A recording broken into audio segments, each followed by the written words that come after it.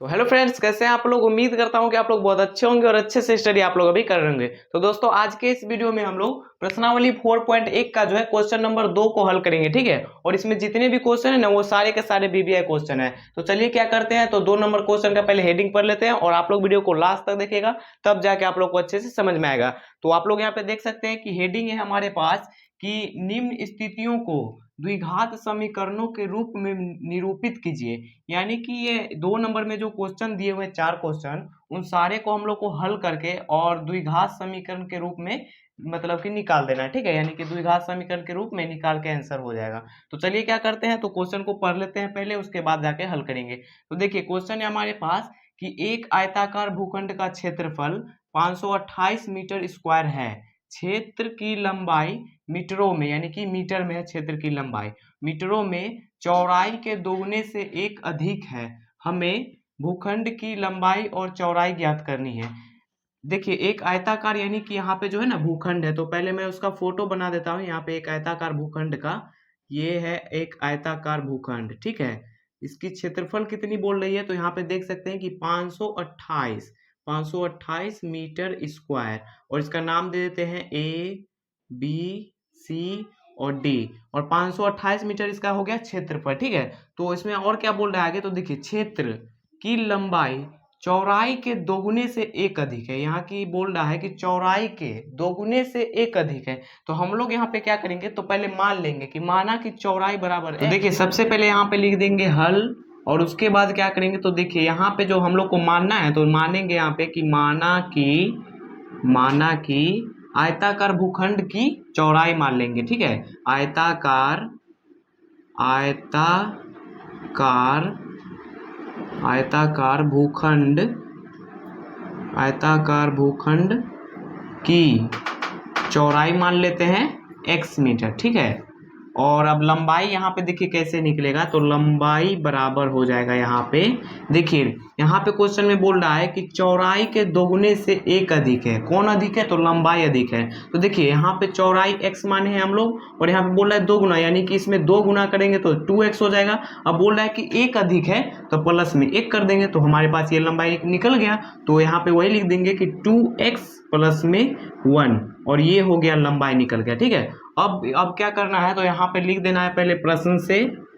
अब उसके बाद क्या करें, तो देखिए यहाँ पे कि हमारे पास दिया हुआ है आयताकार भूखंड का क्षेत्रफल दिया हुआ है। तो यहाँ पे लिख लेंगे कि आयताकार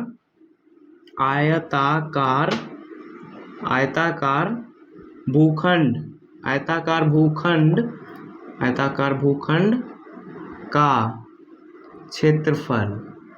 देखिए आयत का क्षेत्रफल क्या होता है, तो आयत का क्षेत्रफल तो आप लोगों को मालूम है ना कि लंबाई गुना चौड़ाई होता है। तो सबसे पहले यहाँ पे देखिए इसका क्षेत्रफल दिया हुआ है 500 कितना 28 मीटर स्क्वायर। देखिए आयत का क्षेत्रफल कितना होता है, तो लंबाई गुने चौड़ाई होता है, ये तो आप लोग को मालूम है। और बराबर में कितना है, तो 528 मीटर स्क्वायर है। अब यहाँ पे आप लोग देखिए कि लंबाई हमारे पास कितना है, 2x प्लस में 1 है, तो यहाँ पे लिख देंगे 2x, और प्लस का 1 है तो 1। अब यहाँ पे देखिए फिर गुना, और चौड़ाई कितना है, तो यहाँ पे x है, तो यहाँ पे लिख देंगे x। अब क्या करेंगे, बराबर में यहाँ पे 528 मीटर है, तो यहाँ पे लिख देंगे 528। अब क्या करेंगे कि x से इन सारे में गुना कर देंगे, ठीक है। तो यहाँ देखिए 2x से गुना करेंगे x में, तो यहाँ पे हो जाएगा 2x और स्क्वायर, और प्लस यहाँ पे देखिए 1 से गुना करेंगे x में, तो x ही होगा, और बराबर में कितना है, तो 528 है। अब यहाँ पे आप लोग देखिए कि 2x स्क्वायर, और इसको यहाँ पे पक्षांतर कर देंगे, और प्लस में x, और ये प्लस का है इधर आएगा, तो ये माइनस में हो जाएगा 528, और बराबर में कुछ नहीं तो 0।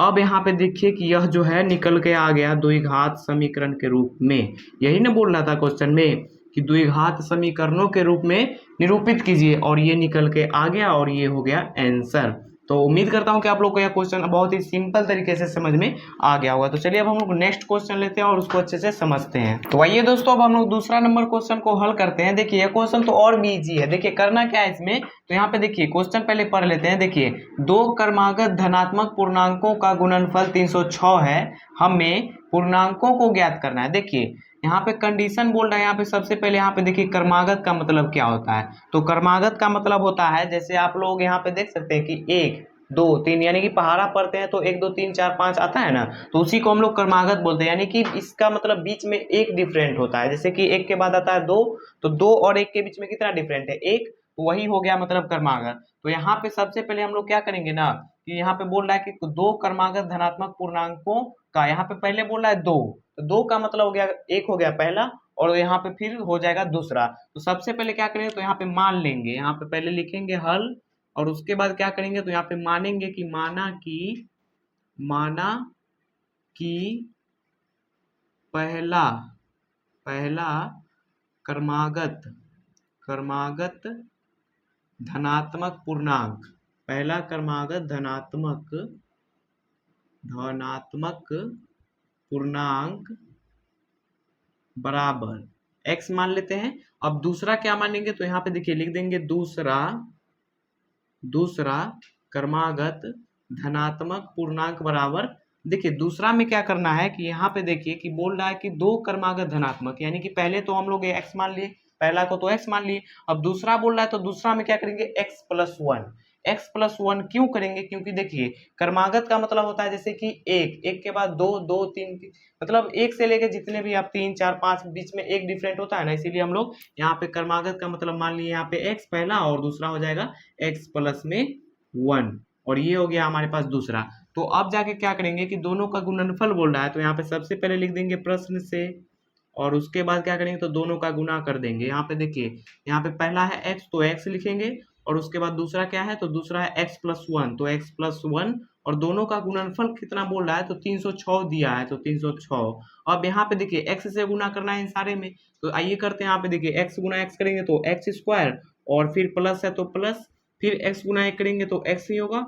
और ये प्लस का है ना 300 से हम लोग पक्षांतर कर देते हैं, तो ये माइनस का हो गया 306, और बराबर में कुछ नहीं तो 0, और यह जो निकल के आ गया यहाँ पे, यह हो गया द्विघात समीकरण के रूप में निकल के आ गया, और यही हो गया आंसर। तो है ना कितना आसान, पूरा इजी क्वेश्चन था, मतलब कि इसमें करना कुछ नहीं था, बस हम लोग को मान लेना था कि माना कि पहला धनात्मक पूर्णांक बराबर x, और दूसरा हो गया x+1। अगर तीसरा बोलता है यहाँ पे तीसरा निकालना होता तो x+2, x प्लस मतलब 3, यानी कि तीसरा चौथा x+3 हो जाता, x+4 हो जाता, x+5 हो जाता। तो बस वैसे ही करके हम लोग को यहाँ पे निकाल देना था, और दोनों का गुणनफल बोल रहा था, तो पहला और दूसरा का गुणनफल करके, और यहाँ पे दिया था 306, तो दोनों को मिला के 306 था, उसके बाद यहाँ पे गुना करके और ये पक्षांतर कर दिए। तो चलिए अब हम लोग क्या करते हैं, तो तीसरा नंबर क्वेश्चन को लेते हैं और उसको अच्छे से समझते हैं। तो अब हम लोग तीसरा नंबर क्वेश्चन को हल करते हैं, और ये देखिए यह क्वेश्चन भी काफी सिंपल है। देखिए करना क्या है, तो सबसे पहले यहाँ पे पढ़ लेते हैं क्वेश्चन, ठीक है। क्वेश्चन है कि रोहन की माँ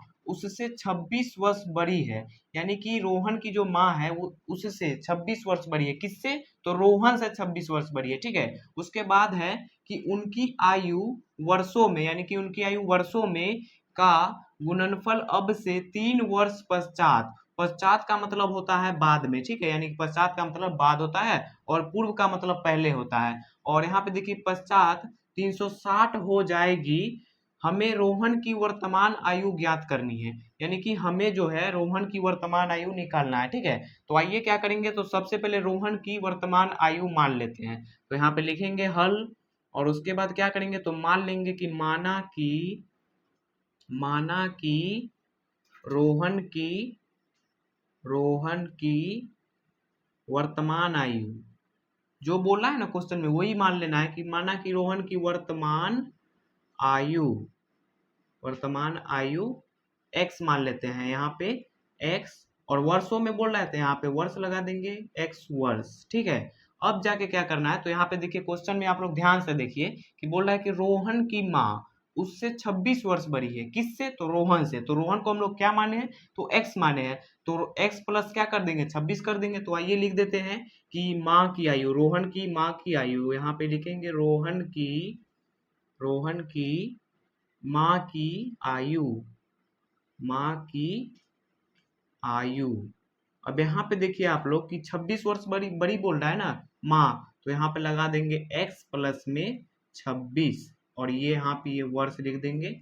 अब जाके क्या करना है क्वेश्चन में, फिर बोलिए यहाँ पे ध्यान से देखिए कि का गुणनफल है अब से 3 वर्ष पश्चात, 3 वर्ष का मतलब हो गया 3 वर्ष बाद, तो यहाँ पे बाद का मतलब हो गया प्लस करना है, और पूर्व रहता तो यहाँ पे माइनस करते, तो यहाँ पे जो है ना रोहन में भी 3 वर्ष मतलब आगे कर देंगे, और यहाँ पे माँ में भी दोनों, मतलब रोहन में भी और माँ में भी 3 वर्ष आगे जोड़ देंगे। तो आइए यहाँ पे लिखते हैं कि रोहन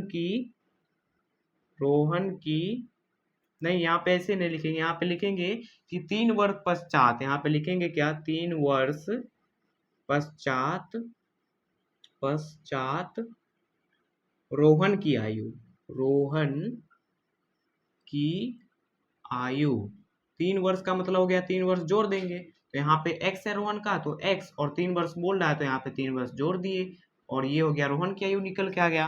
अब यहाँ पे देखिए क्या है फिर कि माँ में भी न बढ़ाएंगे, क्योंकि बढ़ेगा तो दोनों में ना, तो यहाँ पे देखिए, यहाँ पे लिखेंगे 3 वर्ष पश्चात, 3 वर्ष पश्चात माँ की आयु, यहाँ पे क्या लिखेंगे, माँ की आयु, और माँ की आयु कितना है, तो यहाँ पे देखिए x प्लस 26 है, तो यहाँ पे पहले लिखेंगे x प्लस के 26, और यहाँ पे 3 वर्ष पश्चात बोल रहा है तो यहाँ पे प्लस में 3 कर देंगे, और इसको जब हम जोड़ के निकालेंगे तो यहाँ पे देखिए निकलेगा x है तो x, और 26 3 हो जाएगा यहाँ पे 29, तो x प्लस में 29 निकल के आया। अब क्या बोल रहा था कि क्वेश्चन में देखिए उनकी आयु वर्षों में का गुणनफल, यानी कि दोनों को गुणनफल करना है, तो यहाँ पे सबसे पहले लिख देंगे प्रश्न से। अब क्या करेंगे, तो रोहन को भी और उसकी माँ को भी दोनों को गुना करेंगे। यहाँ पे देखिए रोहन का है x प्लस 3, तो यहाँ पे लिखेंगे x प्लस 3, और यहाँ पे फिर उसकी माँ की कितना आयु है, तो x प्लस में 29 है, x प्लस में 29, और बराबर में भी दिया हुआ है ना 360 हो जाएगी, तो यहाँ पे 360 लिख देंगे। अब यहाँ पे देखिए x से गुना करेंगे इन सारे में, फिर 3 से गुना करेंगे इन सारे में, तो आइए करते हैं, x गुना x करेंगे तो यहाँ पे हो जाएगा x स्क्वायर, और फिर यहाँ पे x गुना 29 करेंगे तो प्लस में 29x हो गया। अब यहाँ पे देखिए 3 से गुना करेंगे x में तो 3x, और यहाँ पे फिर 3 से गुना करेंगे 29 में, तो यहाँ पे देखिए 9 तिया 27 के 7, और हाथ में बचा 2, फिर यहाँ पे देखिए 3 दूनी 6,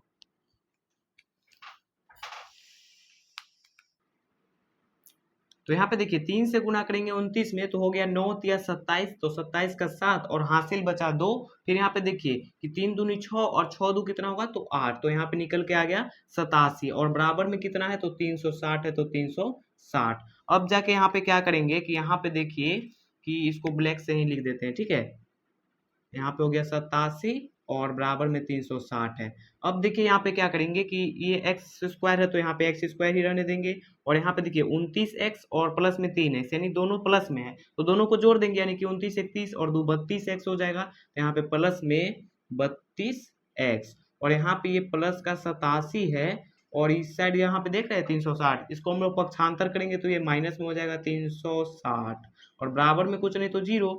अब यहाँ पे देखिए फिर हो जाएगा एक्स स्क्वायर प्लस 32x, और यहाँ पे देखिए कि प्लस माइनस माइनस, तो यहाँ पे घटाएंगे 360 में से कितना 87, तो यहाँ पे देखिए कि 10 में से 7 गया तो कितना बचेगा 3, और यहाँ पे बचा 5 क्योंकि एक हासिल दिए थे, और यहाँ पे फिर यहाँ पे 5 में से यानी कि 15 में से 8 जाएगा तो 7, और यहाँ पे बचा 2, तो 273 निकल के आया, तो यहाँ पे माइनस में हो गया 273, और बराबर में 0, और यह जो निकल के आया यही तो है द्विघात समीकरण का रूप जो हम लोग को क्वेश्चन में बोल रहा था निकालने के लिए, तो हमारे पास निकल के आ गया, और ये हो गया आंसर।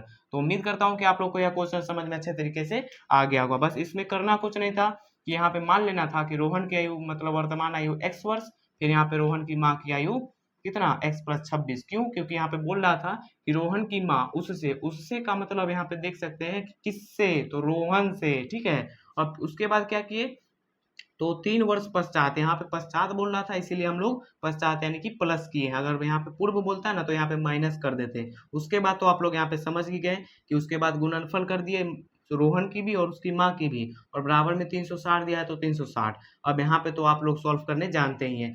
चलिए अब नेक्स्ट क्वेश्चन, लास्ट क्वेश्चन लेते हैं और उसको अच्छे से समझते हैं। ये दोस्तों अब हम लोग 4 नंबर क्वेश्चन यानी कि लास्ट क्वेश्चन को अच्छे से समझते हैं, ठीक है। देखिए क्वेश्चन को पहले पढ़ लेते हैं। तो क्वेश्चन है कि एक रेलगाड़ी 480 किलोमीटर की दूरी समान चाल से तय करती है। उसके बाद है कि यदि इसकी चाल 8 किलोमीटर प्रति घंटा कम होती तो वह उसी दूरी को तय करने में 3 घंटा अधिक समय लेती। हमें रेलगाड़ी की चाल ज्ञात करनी है। देखिए हमें जो है ना यहाँ पे रेलगाड़ी की चाल निकालना है, ठीक है। तो यहाँ पे इसका मतलब किलोमीटर, कुल किलोमीटर दिया हुआ है कि 480 किलोमीटर है। और उसके बाद यहाँ पे आप लोग देख सकते हैं कि यह बोल रहा है कि यदि इसकी चाल 8 किलोमीटर प्रति घंटा कम होती, कम का मतलब हो गया कि माइनस कर देंगे, और यहाँ पे अगर अधिक रहता तो यहाँ पे प्लस करते, ठीक है। तो आइए सबसे पहले मान लेते हैं कि माना कि रेलगाड़ी की चाल बराबर x किलोमीटर प्रति घंटा। तो यहाँ पे लिख देंगे हल, और उसके बाद क्या करेंगे, तो मान लेंगे कि यहाँ पे माना कि रेलगाड़ी की चाल बराबर रेलगाड़ी की चाल बराबर क्या मान लेते हैं, तो x किलोमीटर प्रति घंटा। अब क्या करेंगे, तो यहाँ पे देखिए लिखेंगे नया चाल। और नया चाल क्यों लिखे, तो यहाँ पे आप लोग समझिए कि यहाँ पे बोल रहा है ना क्वेश्चन में कि यदि इसकी चाल 8 किलोमीटर प्रति घंटा कम हो जाती है, इसीलिए हम लोग यहाँ पे नया चाल लिखे हैं कि नया चाल हम लोग निकालेंगे। 8 किलोमीटर घंटा कम है ना, तो यहाँ पे चाल तो मान लिए x, तो यहाँ पे x लिख देंगे। और 8 किलोमीटर कम बोल रहा है यानी कि माइनस में 8 लगा देंगे, और यह जो है हमारे पास नया चाल निकल के आ गया। अब यहाँ पे देखिए कि रेलगाड़ी की कुल दूरी, यहाँ पे कुल दूरी दिया हुआ है 480 किलोमीटर। तो यहाँ पे लिख लेंगे दूरी बराबर जो है यहाँ पे दिया हुआ है 480 किलोमीटर। और समय भी दिया हुआ है ना, यहाँ पे देख सकते हैं कि 3 घंटा अधिक लेती है। तो यहाँ पे लिख देंगे समय, यानी कि सब कुछ ऊपर में ही लिख देंगे, समय बराबर 3 घंटा हो गया। अब नीचे क्या करेंगे, तो लिख देंगे यहाँ पे फिर प्रश्न से। और उसके बाद क्या करेंगे, तो देखिए कि यहाँ पे एक फॉर्मूला मैंने बोला था कि दूरी बटा चाल बराबर में क्या होता है, तो समय होता है। तो उसी में कुछ अलग करना है, वही फॉर्मूला में देखिए लिखना क्या है, तो दूरी बटा में चाल, और फिर लिखना है माइनस, फिर दूरी बटा में चाल, और बराबर में अब लिखेंगे यहाँ पे समय। अब आप लोग यहाँ पे सोच रहे होंगे कि ये माइनस में दूरी बटा चाल फिर क्यों लगाए, क्योंकि यहाँ पे आप लोग देख सकते हैं ना कि नया चाल भी माने हैं, यानी कि एक पहले से चाल है ही x किलोमीटर, उसके बाद नया भी माने, इसलिए हम लोग को 2 बार यहाँ पे लिखना हुआ, ठीक है। अब यहाँ पे आइए, यहाँ पे बैठाते हैं, दूरी कितना है, तो 480 किलोमीटर है। यहाँ पे लेंगे 480, और बटा में कितना है, तो चाल। देखिए पहले हम लोग नया वाला लेंगे, यहाँ पे नया वाला है हमारे पास कि 8 माइनस 8 किलोमीटर। तो पहले नया वाला ले लेंगे यहाँ पे x माइनस 8, और यहाँ पे फिर माइनस है तो माइनस। अब यहाँ पे देखिए दूरी कितना है, तो 480 है, तो यहाँ पे लिख लेंगे 480, और फिर क्योंकि वही दूरी है, मतलब सेम दूरी है दोनों में, तो यहाँ पे देखिए इस वाला चाल में ले लेंगे, यानी पुराना वाला, यहाँ पे जो पहले माने थे हम लोग x किलो, तो यहाँ पे ले लेंगे x। और बराबर में समय तो यहाँ पे सेम है कि 3 घंटा, तो 3। अब इसको सॉल्व करेंगे, आइए यहाँ पे, तो अब जाके क्या करेंगे कि यहाँ पे एलसीएम लेंगे। जब इन दोनों का एलसीएम लेंगे तो उतना ही ना होगा कि यहाँ पे देखिए कि बटा, यहाँ पे हो जाएगा x माइनस में 8, और यहाँ पे हो जाएगा फिर x। अब क्या करेंगे कि यहाँ पे देखिए x से गुना करेंगे 480 में, फिर यहाँ पे x माइनस 8 से गुना करेंगे 480 में। तो आइए करते हैं, यहाँ पे देखिए 480 गुना x करेंगे तो यहाँ पे हो जाएगा 480x, और यहाँ पे माइनस है तो फिर माइनस। अब यहाँ पे देखिए 480, और यहाँ पे इतना को गुना करना है, यहाँ पे आइए गुना करेंगे, यहाँ पे लिख लेते हैं x माइनस में 8। अब यहाँ पे आइए, यहाँ पे समझाते हैं आप लोग को कि देखिए 480x है तो यहाँ पे 480x, और यहाँ पे फिर माइनस है तो माइनस, और 480 गुना x करेंगे, यहाँ पे देख सकते हैं 480 गुना x करेंगे तो यहाँ पे क्या होगा 480x। और यहाँ पे फिर आप लोग यहाँ पे ध्यान से देखिए कि ये माइनस, और यहाँ पर भी माइनस, यानी माइनस माइनस प्लस, तो यहाँ पे हो जाएगा प्लस। अब जाके क्या करेंगे कि 8 से गुना करेंगे 480 में, तो यहाँ पे जब 8 से गुना करेंगे 480 में तो कितना आएगा, यहाँ पे देख सकते हैं, गुना कर लेते हैं 480 गुना में 8, तो यहाँ पे देखिए कि 0 और 8 8 64, हाथ में बचा 6, 8 चौके 32, और यहाँ पे 6 कितना होता है, तो 8 चौके 32, 6 38, तो 38 40 आ गया। तो यहाँ पे लिख देंगे 38 40, और यहाँ पे फिर इसको मिटा देते हैं। अब जाके यहाँ पे देखिए बटा में कितना है, तो यहाँ पे देखिए x से गुना करेंगे, x में तो x स्क्वायर होगा, तो यहाँ पे लिखेंगे बटा में x से x स्क्वायर हो गया, और माइनस यहाँ पे क्योंकि माइनस है, अब 8 गुना x करेंगे तो यहाँ पे 8x हो गया, और यहाँ पे देखिए बराबर में 3 घंटा है ना, तो 3 लिख दिए। अब क्या करेंगे कि यहाँ पे देखिए 480x ये प्लस में है, और ये 480x माइनस में है, तो प्लस माइनस कट गया, कोई दिक्कत नहीं है दिक्कत। अब यहाँ पे नीचे देखिए कुछ नहीं है, पहले इसको एक स्टेप और बढ़ा देते हैं, यहाँ पे हो जाएगा, बचेगा यहाँ पे यहाँ पे 3800 मतलब 40 और बटा में यहाँ पे एक्स स्क्वायर और माइनस में 8x और बराबर में कितना है तो 3 है और नीचे कुछ नहीं तो 1। अब 1 से गुना करेंगे इतना में तो उतना ही होगा और 3 से गुना करेंगे तो इतना में। आइए कर लेते हैं। यहाँ पे देखिए 3 और गुना यहाँ पे एक्स स्क्वायर और माइनस में 8x और यहाँ पे फिर हो जाएगा यहाँ पे 38 40। अब यहाँ पे आप लोग देखिए कि 3 से गुना करेंगे इतना में तो फिर हम लोग को कॉमन ही लेना पड़ेगा, इसलिए मैं करता नहीं हूँ डायरेक्ट 3 को यहाँ पे गुना में ना पक्षांतर करके इस साइड ला देते हैं। तो यहाँ पे कर लेते हैं।